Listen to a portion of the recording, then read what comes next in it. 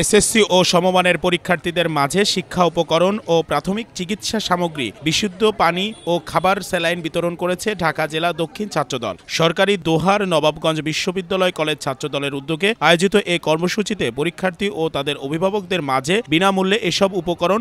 ওয়ালটন আবারও মিলিনিয়ার অফারে ওয়ালটন ফ্রিজ কিনে আপনিও হয়ে যেতে পারেন মিলিয়নিয়ার। মিলিনিয়ার ছড়াছড়ি দেশ জুড়ে, এটা শুধু ওয়ালটনই পারে।